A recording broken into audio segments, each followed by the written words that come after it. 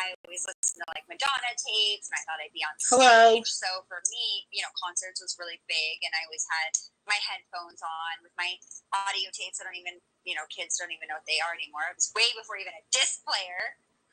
But I had my Walkman that I always listened to, and I just thought I'd be a movie star. I always thought I was going to be rich and successful. I don't know. That was just in my heart and something I always unstable felt already to be real. I did a lot of modeling when I was younger, and I was on the cover of Eddie Bauer when I was 7 or 8 years old. So for being in a small ski town, I was already pretty successful at a young age. I was already making money. My family owned a restaurant, so I used to work there as much as I could on weekends, sometimes during school and during breaks. And then in the summer, I would work there like 5 days a week. And I was my parents' hardest worker. So I was literally running the restaurant by the time I was 15 or 16. And I love people. I've always been such a people person. And there were all these rich customers coming in from Texas and mostly Texas at that point. And I was like, I'm going to be one of these customers one day. I'm going to be a rich customer coming in and buying wine and steak. And so I just always was able to see such elegant and different lights that I felt like to obtain anything. And my mom always really encouraged me and supported that, and was always like, you can do whatever you want, you can accomplish this. So she was always very supportive with following my dreams. And then when I was in high school, as a junior, I lived in Italy for 7 months to live abroad, and I didn't really go to school much. I ended up being really interested in fashion, well, because I already was before.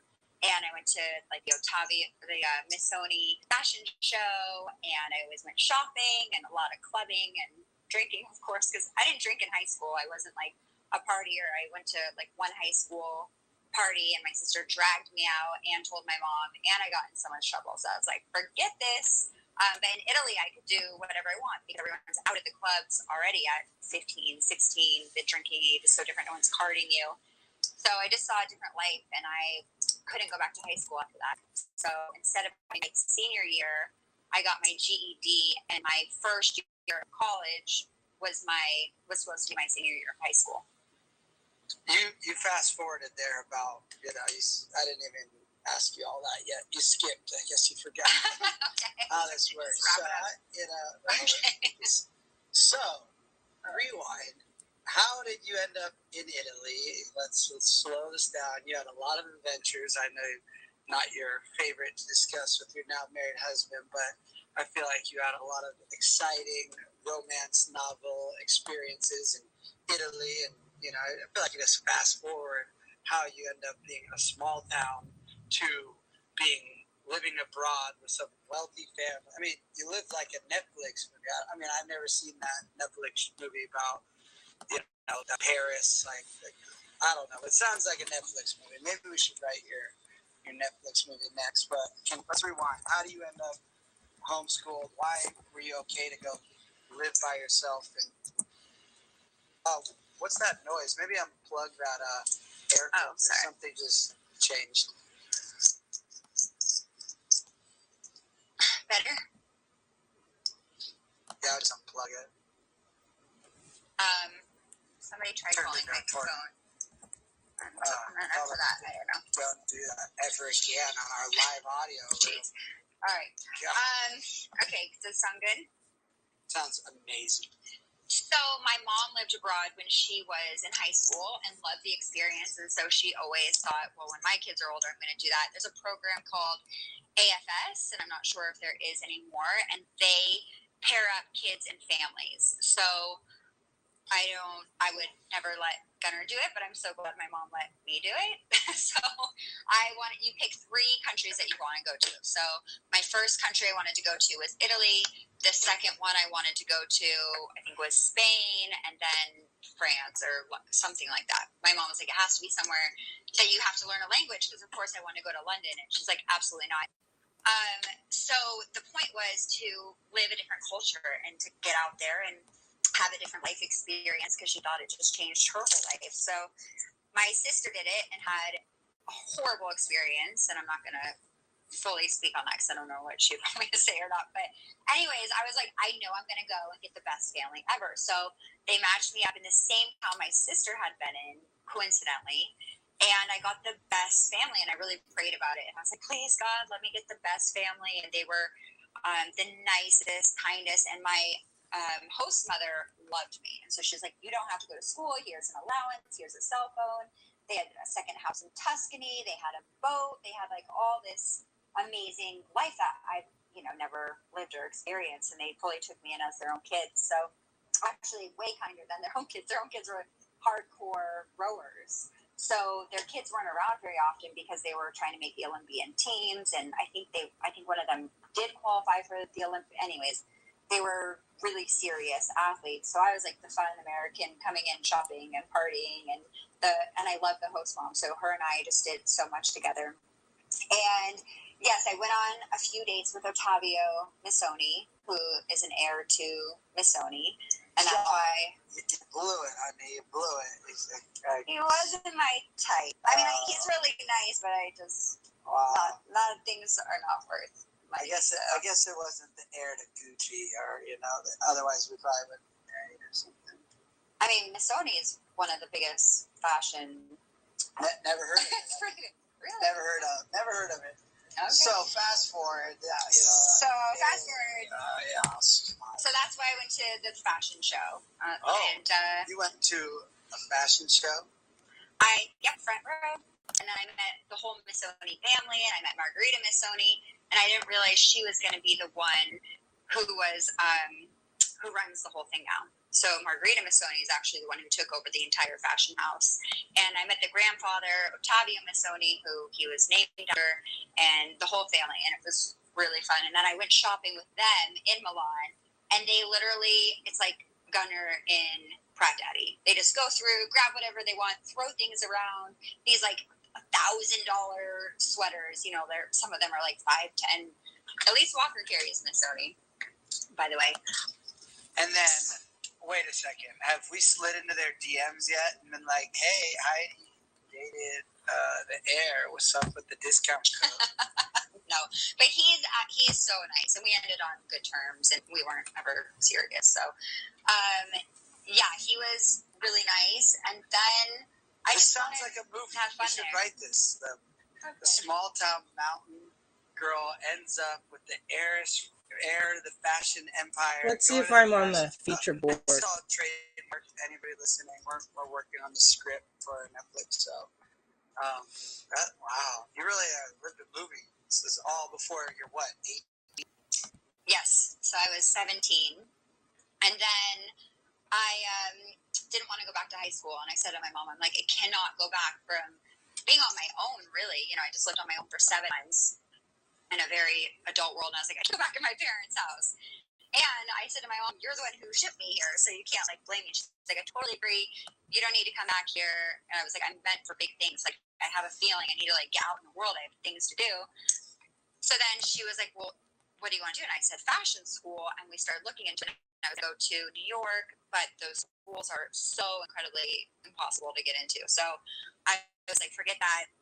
What's another great city I could live in? And then I just started researching it. And I think it was the third best fashion school in the country at the time was the Academy of Art University in San Francisco. So I applied and I got in, and they were just like, you have to complete your GED by this time. So I did, and I came home and I worked that summer, and then I moved to San Francisco. And then that second week of school is where I met Lauren Conrad.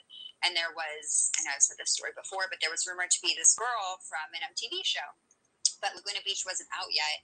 And we all thought it was going to be like Maid, I Want to Be a Prom Queen, because those were the big things on MTV at the time. And I had just been out of the country for Whitney Carson 7 just went months. live Really on had no idea Instagram. what was relevant on MTV anymore, but it hadn't come out yet. It was just starting to be released.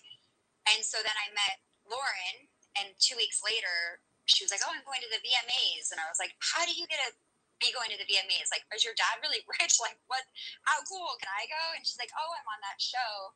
I'm on a show on MTV called Laguna Beach. And I was like, you're that girl. Oh my gosh, everyone's been talking about you and figuring out who you were. And she's laughing. She's like, yeah, but I go back every weekend to keep filming. So she was filming season 2, and season 1 was launching at the time. And then I had no idea how big the show was until because nobody recognized her in San Francisco. It was a different demographic, and the city is a lot older, and I don't know. I think Steven had a completely different experience because he was also in San Francisco, but he was at a university, whatever that was, his age, but we had like a lot of artistic people and older people, and it just wasn't, I don't know. So anyways, she kept going home on the weekends, and then we went to Santa Barbara for Halloween to meet up with Steven and Lo and the whole crew, and that's when I realized how famous she was, because everyone was screaming and dressed up as them, and there were like thousands of college kids surrounding them, and we couldn't walk anywhere, but we were getting free drinks everywhere, and I was like, this is so great, free drinks, oh my gosh, so cool. And then she moved home after the second semester because it was a hard city to be in at the time.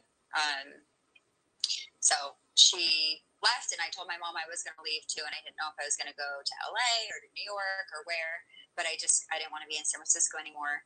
And then Lauren and I hung out all the time, and she said, why don't you come live with me this summer and be here, and then I'm going to have my own show, and I want you to be on it. And then my mom was like, well, I don't want you to get your hopes up, and it's probably not up to her. And I was like, I don't care, I'll try and see. So I lived with her for the summer. And then, sure enough, she got me on The Hills, and the producer, Adam DeVello, didn't want me on the show. He was like, I just want Lauren going, and she really fought to have me on it. She's like, I'm not doing it without Heidi. I'm not living with strangers. I'm not living by myself, and this is my show and my reality. And, that was one of my favorite things about Lauren. She literally didn't take anything from anyone. Like, she had her opinion of what she was going to do, and it was her world, and you either lived in it, which ended up backfiring on me later, but it was nice seeing her being able to put like producers in their place. Sorry to interrupt this incredible journey we're on, but can you please take your PratDaddy.com bracelets off, because they are jingling in our audio room. Really? I don't hear them. Every time Sorry. Sometimes I do on broadcast, but I don't hear her bracelets. mariachi dancing freaking things. All right, I'm keeping my Hermes covered. Okay, it's saying the No, that's fine. reception's bad again. Let me close my other. Let me close. Hey, jingle bells, jingle bells. I was like, okay, she'll stop talking. 1 second, she's talking. Here we go. All right, so All right. LC, so you moved to Laguna Beach for that summer, and that's when you made your first cameo on reality television, when you were poolside tanning with Jen Bunny, correct? Jen Bunny. Yeah, I Haven't think heard that that was the name in first years. scene that we did, and it was about like guys being like purses or something like that. But it was so fun and easy, and Lauren was so vetted in that world, and Artie was such a boss that it was easy to slide in. But before that, earlier that summer, I had met Kristen, because we all went on a Bahamas trip. Kristen Cavallari. Or like earlier that summer, and I was obsessed with Kristen. I loved her, and I said, Kristen who? Kristen Cavallari. Okay. So I met Kristen, and her and Lauren hated each other, and I was like, Lauren, if you like me, you would love Kristen. Like, you guys, I'm so similar to Kristen. Like, her and I would be best friends too. So there's no reason that you guys shouldn't get along. And then that trip, they actually became best friends. And Kristen and Lauren and I, not best friends, that's an exaggeration, but they got along so well. And the three of us were together like the whole Bahamas trip. And then when I left, I was like, please don't stop being friends with Kristen when I leave. And they did. And they like never, that was it. So then I came back at the end of the summer, and Kristen Cavallari was gone, and all these people were gone. And Lauren was one of the only reoccurring characters for the next season, because a lot of the people had moved.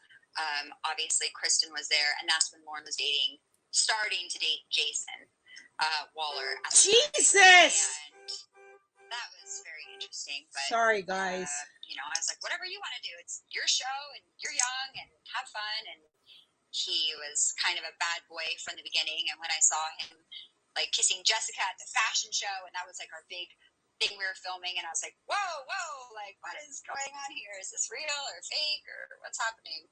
So let's go back a second here. What was it like getting mic'd up for the first time, and all the cameras, and you'd always wanted to be in Hollywood? Did you think about at the time, because you're so young, like, this was what you dreamed about, or did you not even realize this was sabotaging your actual dreams of maybe becoming a singer, pop star, or an actual serious actor? Like, were you aware of, like, oh, I'm making a life-changing choice to go into this genre of entertainment that will make it so these other things that I dreamed about when I was real will probably be near impossible? Like, did these things cross your mind? Could you understand that future? Or was it like, oh, this is like, what was going through your head when you actually were like, did you have to sign some paperwork? You didn't have a lawyer? Like, once you started filming, you just signed a release? Like let's go back to that here. Like, what was going through your head when the actual show, like the physical part of the filming, came into your life? So the first time I filmed, I just signed a release for Laguna Beach, and Spencer, everybody Spencer, and Lauren's dad looked it over for me. And so he always said, I'll look over it for you. My parents weren't in the industry. I didn't have a lawyer. I definitely couldn't afford one. So I just signed a release, and I wanted to see how that went. And that was kind of my test for The Hills, I think. And it was just so fun and easy. At that point, I wanted to be a fashion designer or in fashion PR. So the hopes and dreams to becoming an actress or a singer weren't relevant at that point in my life. It wasn't something that I was going to pursue or something that I thought was realistic. I loved like The Devil Wears Prada, and I was just in Italy with fashion. So I definitely thought I'd be really a maverick in the fashion world. That's where my focus was. That's what I wanted to do. That was my passion at the time. So when I fell into this, it just felt really natural and kind of meant to be. And I've always been a person who just kind of also goes with the flow and has faith and like, okay, wow, this is a big opportunity. Not many people get a film. And at that point in time, reality TV wasn't a career. The only people who were on it were extremely successful. There was like Jessica Simpson, Ashley Simpson. The Real World was one of the only reality shows that was a similar formula, but it was also very different. So there was no way to see how it would translate before, during, or after. So you just think, wow, it's on MTV. MTV was so huge at the time. It was one of the only networks. So I would only think that it would bring positive things and not negative. There was also no comments anywhere. There was no place for people to say negative things about you. There were no negative repercussions at that time towards my goal and what I was going for. So getting mic'd up the first time was just really fun and easy. And I think that I had been more used to that life because I had talked to Lauren about it so much and I had kind of seen her do it. So it was really fun to have a chance and an opportunity to be a part of that with her and to step in it. It just felt very natural. And then you had mentioned that the executive producer didn't want you to be on the spinoff, The Hills. Why do you think that was the case? When did you realize that? And why is he so stupid? So I knew that from the beginning because Lauren said he just wants me to move there by myself because they thought it'd be more challenging for her and they kind of wanted to watch her struggle by herself there and not know anyone. So that was the premise of the show. Like Lauren moving from Laguna Beach alone in the city and has to find her way. So they didn't want it to be Lauren moves in with her friend. They don't want her to have any like comfort zone, but I don't know. Who knows? That's just what I was told. And there's always different things going on behind the scenes that you never really do here. I think also that he started liking me being on the show when he realized I could be a scapegoat for Lauren. So like, oh great, well, they always said she was like Mary Tyler Moore and that they could make her look so good and everybody having a harder time around her or dragging her down or not being good friends or whatever they had. So they were like, everyone else will just make her look better and we can use these characters to kind of move around and support her in a different manner. So you guys pack up that summer from Laguna Beach and you move to the villas next to the Grove, right? Yep. So then where do you meet your boyfriend from season 1? So I had already met him. We had been going up all summer and hanging out with Frankie Delgado and Jason Waller and Talon and how did Jason meet Frankie just from being in the nightlife scene? Yeah, So Frankie Delgado is actually one of the first people that I ever met in Hollywood, and he was obsessed with Lauren. And she actually got banned from the clubs for a few months, or at least his, because she wouldn't date him. So it was like this whole thing, and she wasn't allowed in, and got blackballed, and he was like very emotional. That's when we were like, we need to find other club promoters. Like, we cannot have our social life be contingent. I was like, you're Lauren Conrad. We do not need Frankie to just be. Did he ask her out on that date? Like, he was like, how did you know it was because you wanted to date her? He was very upfront with it, and he really liked her, and I like you, Lauren, and I was just like, it was this whole thing. It was like a continual thing. It wasn't a one-time incident. It was like all the time, and it was just, it was so annoying. So I was like, Lauren, I never took no for an answer in life. I was like, we can find so many other people. You were Lauren Conrad, blah, blah, blah. So we ended up finding our own way. But Frankie came around, and he was like, it's all good. It's fine in the end. And she was dating Jason Waller on and off anyways. So that kind of took care of that. And Jason and Frankie were friends. And that's when I met my boyfriend at the time, because he was part of that whole crew.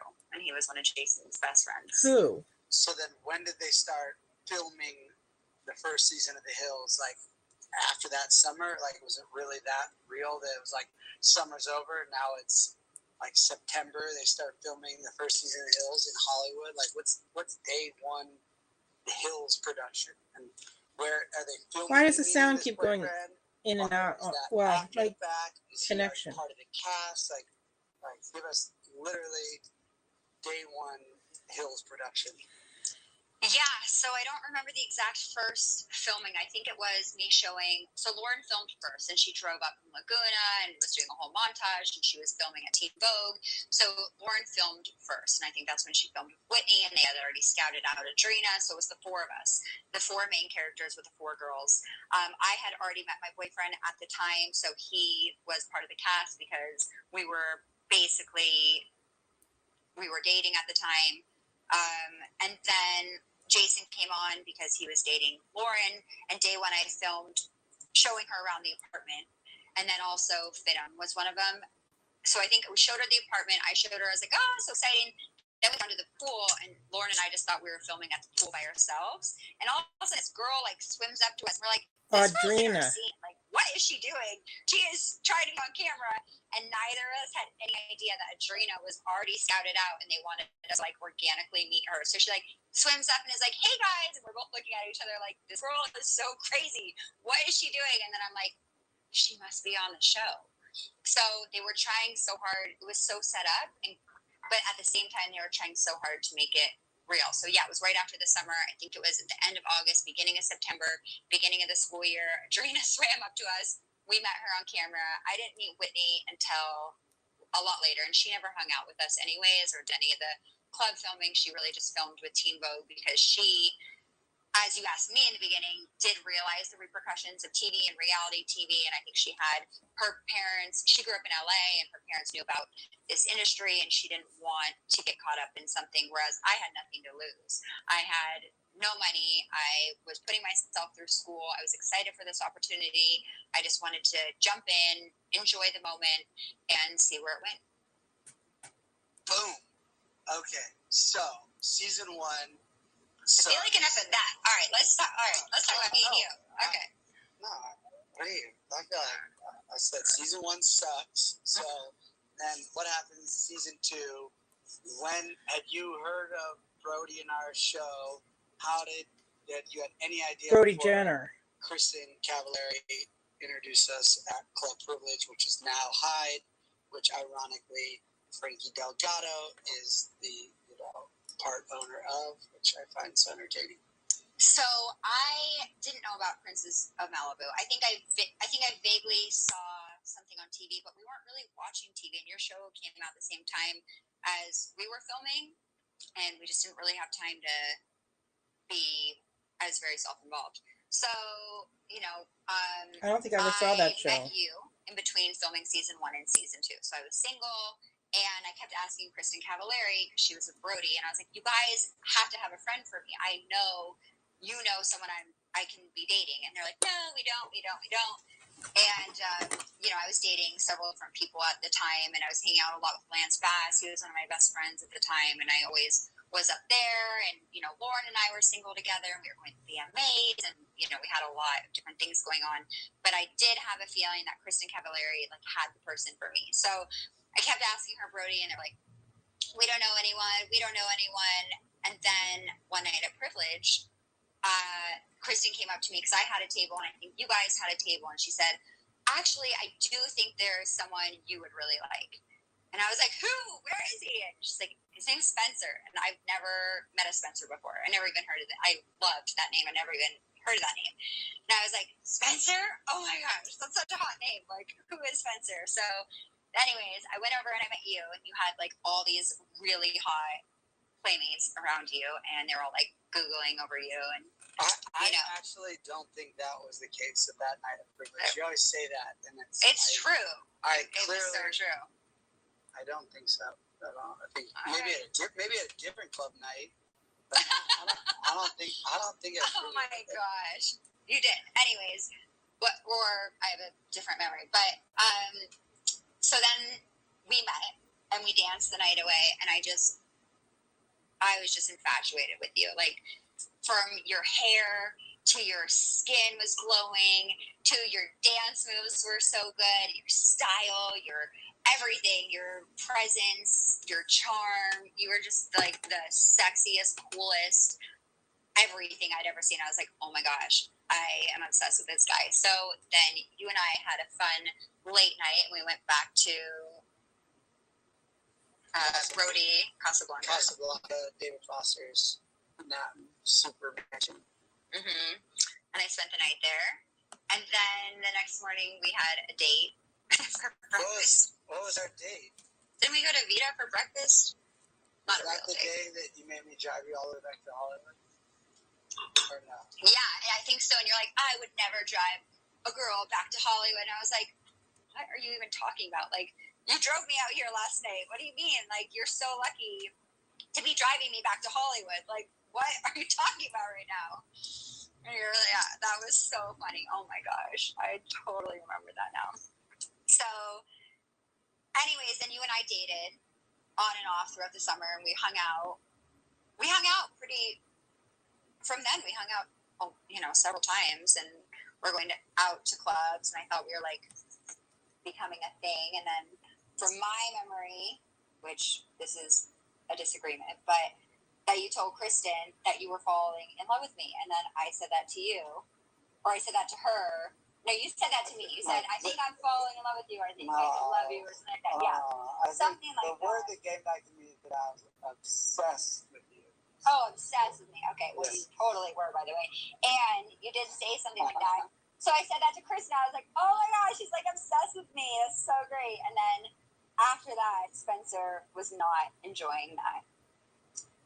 So, anyways, that's when he danced with a girl in front of me with his famous combo move. Spencer, this famous combo move where girls' legs would be wrapped around his waist, and he would catch her with one hand and throw her up in the air, and catch her with the other and throw her up in the air, and it was really sexy and fun if you're doing the combo with him.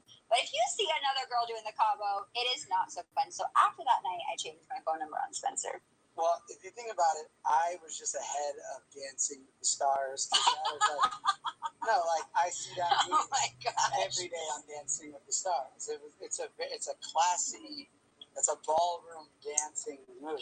Yeah, sure. It looks really classy. I learned that at Cotillion at the Riviera Country Club, actually. Yeah, did you go to Cotillion at?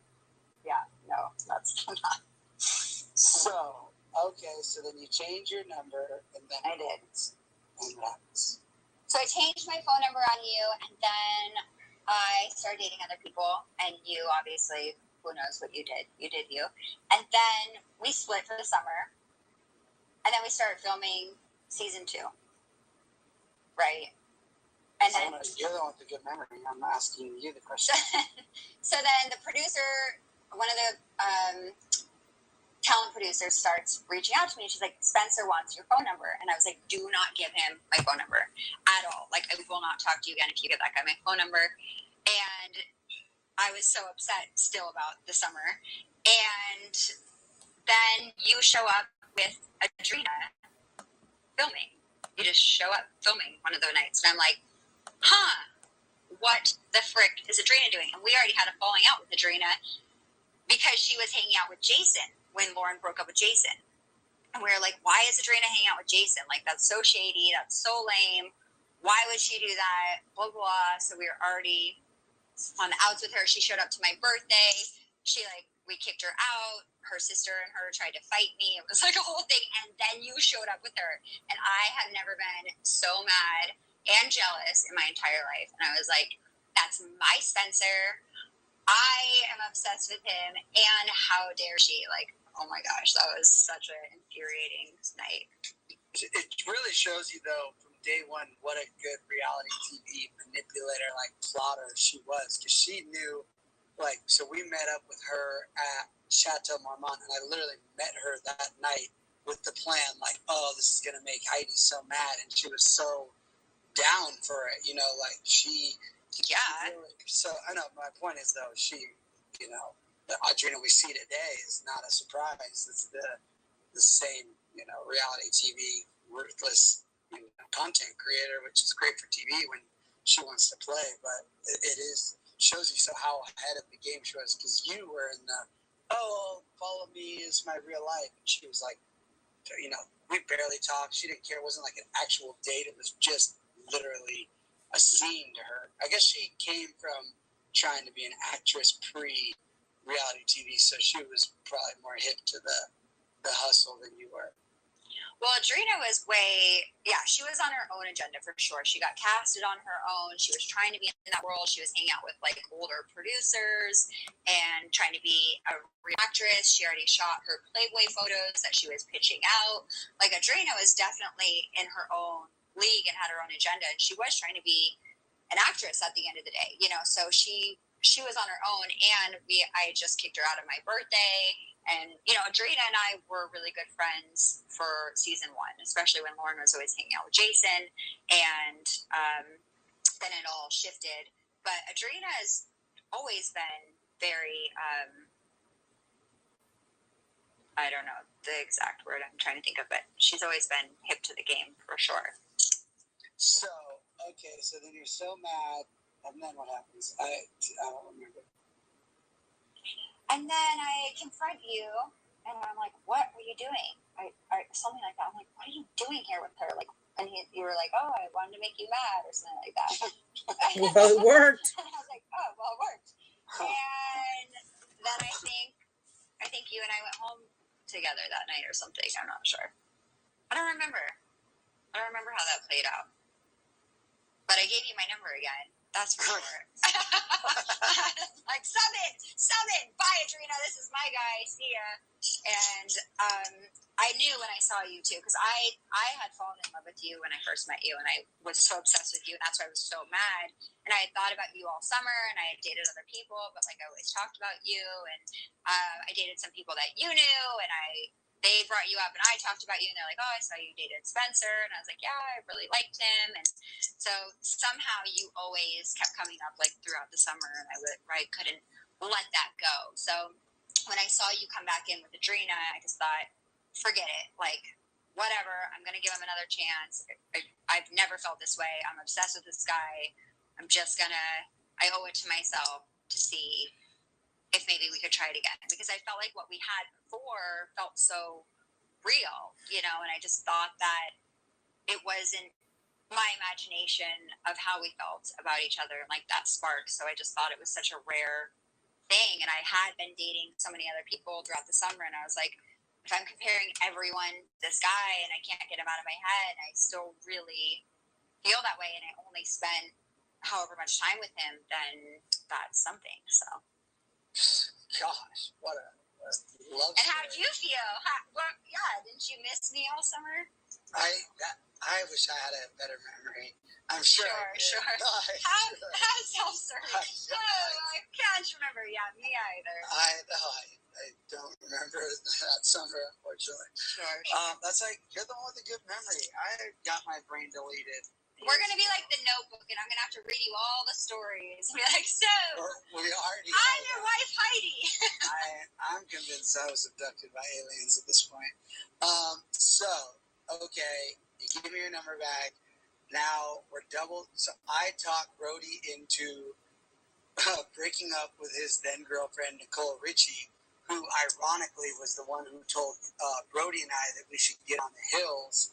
And she thought she was this puppet master. That sure backfired on her because, I mean, if she could have married Brody or Joel Madden, I'm not gonna put my money on it. But I think Brody's the catch. So she lost Brody trying to be funny reality TV puppeteer, and I was like, well, you can't be dating Nicole if we're double dating with Heidi and LC. So then we went to was our first date at the Grove for the movies with them, or did we go on a date before then? Yeah, so I hung out with you and Brody when he was still with Nicole Richie. So that was in the summer, right? They were dating. And because then I saw them at the VMAs later without you. And Nicole, I was so glad Brody and Nicole broke up because she was so fake and came up to me before we had broken up the first time. I was like, don't be with Spencer. You're just a joke to him. And you should sleep with as many guys as possible. And I was like, huh, because I was in her condo, which was in the same building. And I was like, that is wow, I don't even know this person. I felt like I knew Nicole Richie better because her best friend was a talent producer on our show. And I was really good friends with that talent producer. And we always talked about Nicole and she was involved in our conversations and stuff. So I felt like she was almost looking out for me, but then I don't know. So when Brody broke up with her, I was actually really happy because I was like, I don't really want to be around Nicole anymore. But that's the first time I saw paparazzi. Lauren and I didn't have any paparazzi. Lauren didn't have any. The first time I saw a lot of paparazzi was when we went on a double date with Brody and Nicole, and they were everywhere. Where'd we go? We went to the movies with Nicole and Brody, and then we also, and they went around the Grove. Remember, they were following us all around the Grove, and that was so crazy. That was when she was scary famous for for her diet. Yeah, exactly. And then we went and we did karaoke. And remember when Hyde was so big? Where did we do karaoke? Oh no, you weren't there. That was Nicole. Nicole was there. Nicole with the paparazzi with Lindsay Lohan, and when we were Sophia, and then also we met you guys at Hyde. Remember when you would go through the back door and it was such a big thing, or the front door, depending if you want to get. And that's when Mary Kate and the Olsons were around. And that was the biggest, most exclusive place to be, and there were only 30 people allowed in there. I felt like that was literally the smallest club to ever exist. Good for Brentford. And so there's only 20 people in there, and they're all the most famous people in the world. You're like, how the heck am I in here right now? What a smart club. It's it has full bar of music and Brent Bolthouse. He knew what he was doing. Yeah. So we start filming season 2, and then you say, all right, your show sucks in the ratings, and we had already been told by the producers, the network, that they weren't sure if they were going to cancel it or not. So it was a big deal to get season 2, and you're like, why don't we just manipulate this and take over the storyline, and we can have our own, we don't have to really fight, let's do this and do that. And so some things you would do and I would know in the beginning, and then some things you wouldn't, and we became a real team. But when you gave Adrena the flowers, then you gave me the flowers, I didn't know that, and then you were still calling Adrena. I was and she said to me oh, those are my flowers, and I was like, oh my gosh, am I still in a game with Spencer? And now here I go again, thinking that I'm in love with this guy and he's dating Adrena at the same time. When is this going to stop? So in the beginning, you were on your own team, but I was still, we were both still dating other people. We both had things. I mean, I don't know if I was dating other people at that time. Use the word dating like it means we don't have to, it's a PG-13 audio room, but I said dating. I know. I'm saying I don't know if we can call it dating. Well, hooking up, dating, whatever. So that was the part I wish, in if they filmed The Hills nowadays, they would have showed you as a player versus a victim. Yeah, because that's true. So I wanted to outplay you, right? You were writing a book. You had a book. Didn't you have a couple had to chapters outplay the playa.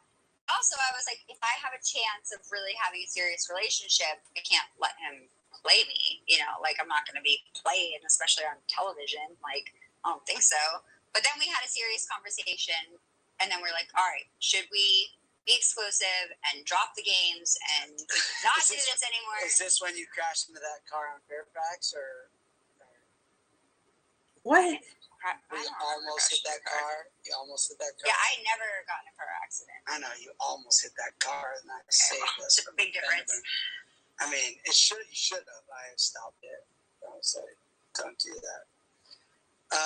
So the reason I took you back from hanging out with Adrena and everything is because we were both dating other people, and then we decided, and we sat down, and we had a real conversation off camera, and we're like, okay, are we going to be serious and give this a try and be exclusive, or should we just go separate ways? So that's when we decided to get serious, and then that's when we had been such a good team ever since. So that was like December. That was a few months later. What year? You're even throwing a date on a month on it? Yeah, around there. So after that, we became a team, and I was like, well, everything we do on camera, we need to know about with each other and agree, and, you know, no more surprises. Because I was just doing my stuff off camera, you know, like you would know or whatever, but I wasn't like, you know, trying to drag it to an on-camera drama. Just because they didn't film it, you would have. I wasn't pitching it. No, they just didn't follow you like that. If you've been LC, they would have. Well, also, I think most of the people I was dating wouldn't be on camera. Oh, they're really famous, and you know. Yeah. So they had other things they were doing. So now Brody and Nicole Richie break up, and we have Brody pretending to date Elsie. Yeah, and so everything's good with Lauren. She knew everything that was going on, and we were all in a good place. And then when Brody broke up with Lauren, it was fine. So it was like a month that Brody was seeing her. She really, really liked Brody. The four of us were always together. She would still say things to you like, oh, Spencer, you should meet my dad, and stuff like that. I'm like, huh? What? Why? Like, that's weird.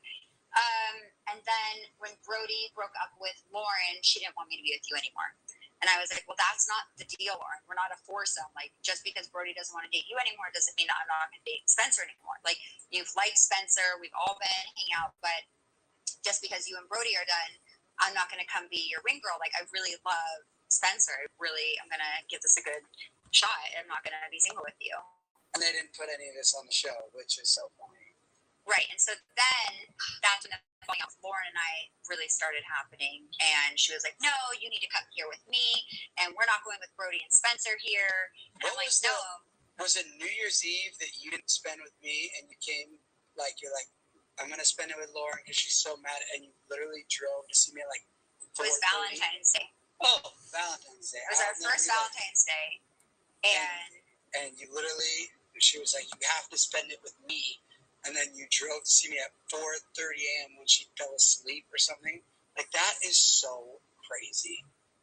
Yeah, so I didn't want her to be alone, and she was already, like, really upset about it, and she didn't want me leaving to be with you anymore. And she was like, I don't want to be alone in this apartment. And I'm like, well, look, Spencer and I spend this much time here, but, like, I also want to stay at Spencer's house, and I can't live my life with you the whole time. Like, when you were with Jason a lot, I had to find different friends, and I had to, like, go out and find my own life. And so I became Lauren's lifeline to Hollywood, because while she was with Jason, like, I had most of the friends in Hollywood, and I had the promoters, and I was going out, and so she kind of ended up being a little more alone. And then she and I started going out together, and I started introducing her to all the people that I knew. So she wanted me to be with her most of the time. And I was like, I can't do that. And I would never ask that of you or expect that. So our rift really started happening. And then it started happening more and more on camera. And she just was so mad that I was with you so much and not so much with her. And then it ended up being where she was like, you need to move out because I'm not living here alone. And so what I didn't know what was going on behind the scenes was that she was telling MTV, I don't want Heidi on the show anymore because she's not living with me and being with me all the time. And Heidi and Spencer are taking over the show, and I don't want their storyline on it, and I don't want Spencer to be around anymore. So she was trying to maneuver off camera so much, but because we had staged so much drama and because you had brought such big ratings, at that point MTV was like, no, Lauren, like Heidi and Spencer are here to stay and you're welcome to leave the show at this point, but we're going to keep them on. So it put her in a really hard position where she thought it was just her show, and it was just her show.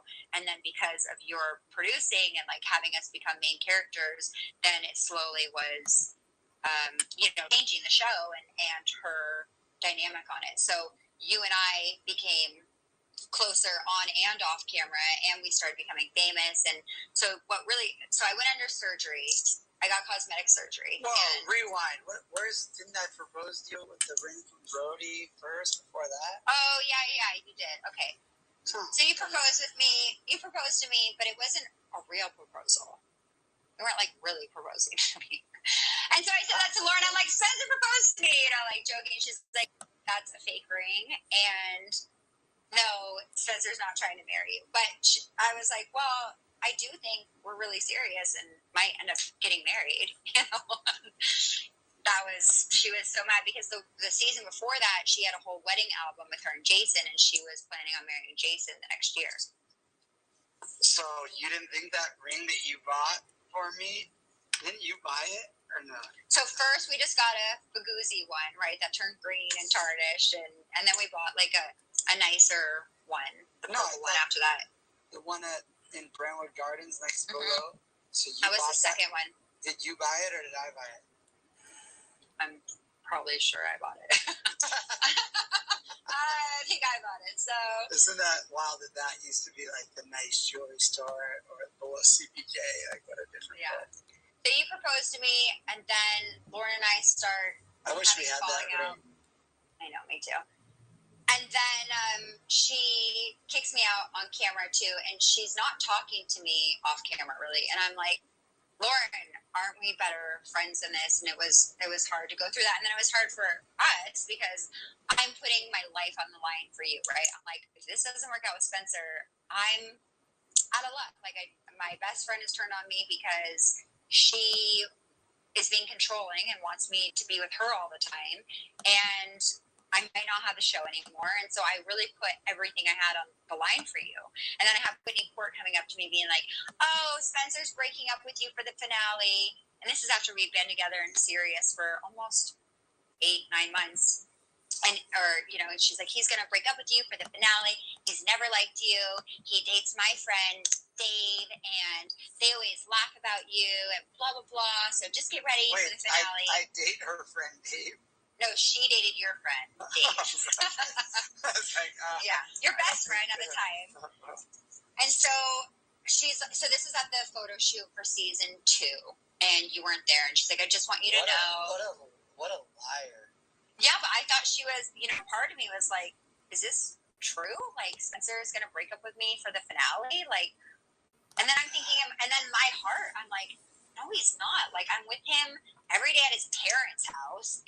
Like, I'm basically living with him. I know how I feel about him. Like, he could easily be with Adrena, too, or, like, something else on the show. I'm not his only way on the show. So I really risked a lot to be with you. And I was like, well, I'm going to roll my chance. And you know what, if I lose everything and then don't end up with Spencer, at least I followed my heart and I knew.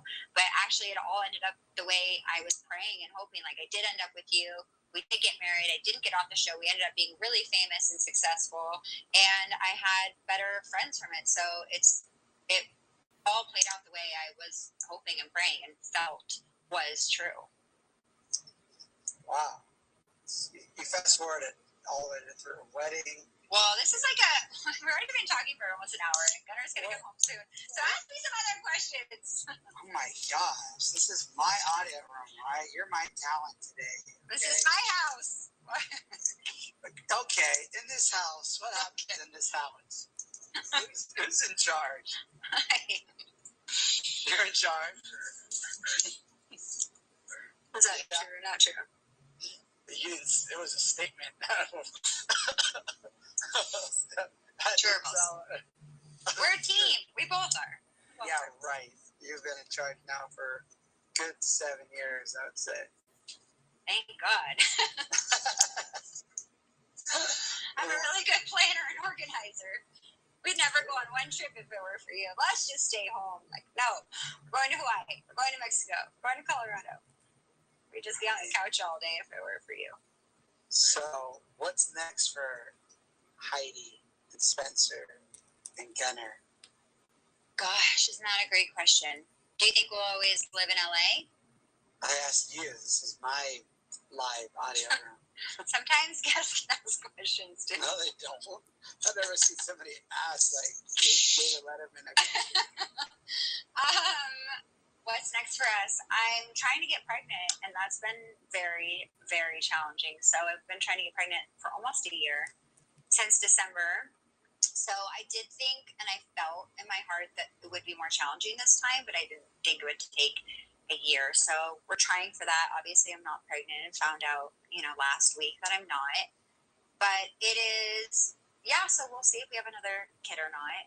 And hopefully so. And I'm just going to put out good energy about that, but we'll see what it's meant to be. And the world's just so different than I anticipated. And obviously, you can't know life and what's ahead, but it seems like for every other generation, it's more of a slow change. And for us, we had the internet popped up so fast, and then comments popped up so fast, and then TikTok and all these algorithms and things, and fame changed so quickly.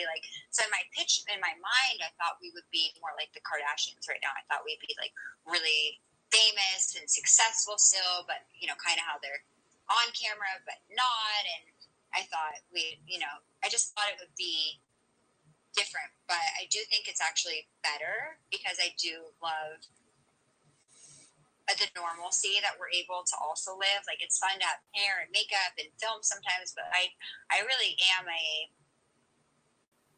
don't know, not a down-to-earth person, but I really do love nature and people and walking around. That was such a chaotic time in life with fame and needing bodyguards everywhere. And so it's nice to have an element of more of a normal life, and that for Gunner as well. Okay, well, I'm glad we're going to have a normal life. We do have a normal life. I'm not normal. So thank you, you angel. I love you so much. But for all of our listeners, is there anything else? You don't want to say anything else? You're the one that rushed me. Maybe we'll do a part 2 one day. I'll have you back on my new incredible Facebook Live audio rooms. And wait, really, from season 2 to all the way. What's one of your favorite memories of us? I didn't jump from season 2. I was going down the timeline. I'm sorry it took an hour, but we were getting to. I did engagement. I was going to do wedding. I was going to do elopement. I was going to do Hill's ending. I was going to do all the reality shows we were on. I had a whole. All right. Well, you do a few highlights. What's your favorite? What's a few of your favorite stories from us? Good ones. What's the key to a successful marriage? I mean, I would say marry somebody as sweet and amazing as you, because I definitely would never have been married if it wasn't you. I can promise you that. Spencer used to always say that, I'll never get married. I'm never getting married. I'm like, yes, you are.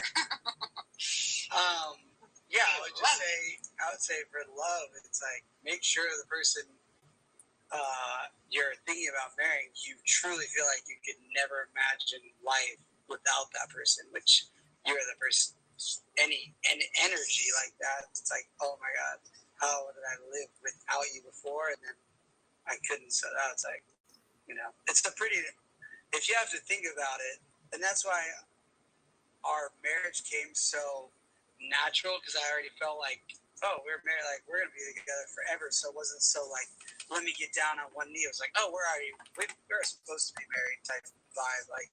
It didn't have let's do this the normal way, because I felt I've already been married to you since I met you. That is, Spencer never got on a knee. And well, actually, once we bought my engagement ring, not an announcement, but once we had the engagement ring, we already brought it home. You did get down on a knee and just said, will you marry me? Which we already were getting married here, and he gave it to me. But after I already picked out the ring, I should talk at the top of our old house. So, yes. So, fast forward my thing. I was already wrapping up. Now you're using a time machine. I would say some of my favorite memories with you are, at the time, the worst things in the history of our lives.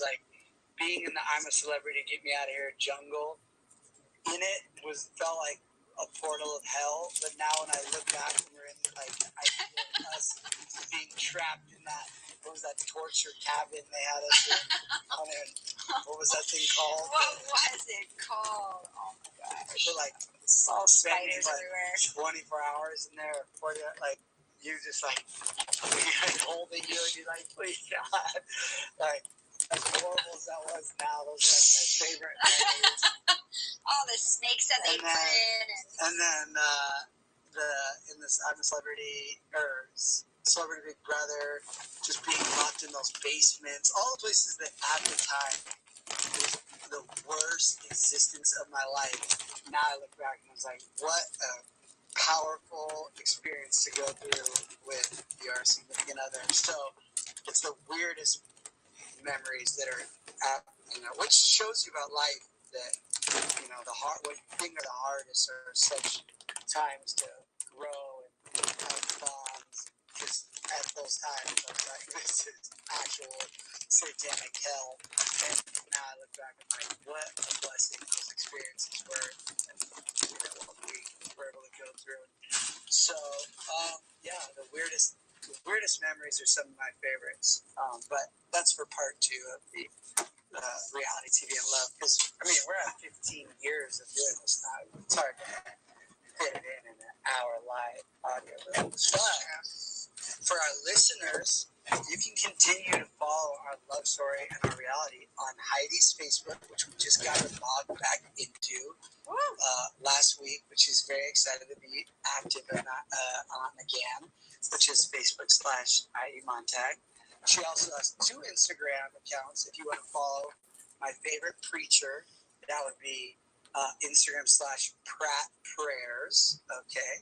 And then if you just want fun, daily, amazing lifestyle content, my favorite influencer is Heidi's Instagram. That is Instagram/Heidi Montag. What about my Snapchat? This is a Facebook, honey. Mark Zuckerberg doesn't own Snapchat, so I don't even know. I don't know what that app you just discussed here is. Maybe when he buys them, I'll talk about them. Okay. But she's on Instagram and Facebook, where you should follow her. And then get ready. Next Wednesday, September 29th, our mutual friend and partner, Kat Belaine, who does all of the PradDaddy.com essential oils. She lives off grid with one of my former our former castmates, Charlie Bro. If you remember Charlie from the Hills, who I actually grew up with, he married this yoga guru, Kat Belaine, and she makes all of our essential oils that we sell, that Heidi uses, that I use, and she's a plant guru. So we're going to be talking about crystals, energy, but also really her expertise is in plants and earth, which crystals are she's like one of the most intelligent humans that you can talk to on the phone, if you can get her on the phone. So this is exciting. And I'll make sure to, obviously tell you when it's coming up or remind you. But thank you so much for listening. Thank you for having me, Spencer. You're the most famous person that I can get on the phone. Hello. So thank you to everyone that's been coming to these audio rooms. They're very amazing, and we're so blessed to have them. See you next Wednesday, September 29th. And thanks for listening. Bye, guys and